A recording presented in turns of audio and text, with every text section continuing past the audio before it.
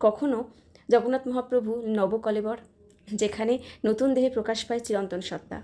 কখনো নীলমাধব, চিরন্তন রহস্যের আলোকধারা। কখনো হরিহর, যেখানে শিব বিষ্ণুর ঐক্যে একাকার। কখনো পদ্মবেশে শান্তি, পবিত্রতা ও সৃষ্টির সৌন্দর্যের প্রতীক। কখনো বিনা হাতে, সুর, জ্ঞান ও শিল্পের আরাধ্য রূপে। কখনো বেড়িবন্ধন জগন্নাথ, ভক্ত ও ভগবানের অটুট বন্ধনের প্রতীক। কখনো আবার শ্বেতকালীর হাতে, শক্তি ও করুণার একটা অপূর্ব মিলন। কখনো আবার তিনি মৎস্যরূপে, সৃষ্টির রক্ষাকর্তা হিসেবে।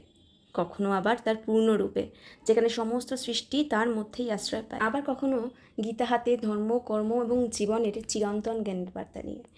এই প্রত্যেকটা সৃষ্টি শুধু অলংকার নয়, এই প্রত্যেকটা সৃষ্টিতে আমার অনুভূতি, দর্শন এবং একটা করে গল্প জড়িয়ে আছে। মাটির স্পর্শে, ভক্তির রঙে আর হৃদয়ের ভালোবাসায় আমি তুলে ধরার চেষ্টা করেছি শ্রী জগন্নাথ মহাপ্রভুর এই অনন্য রূপগুলো।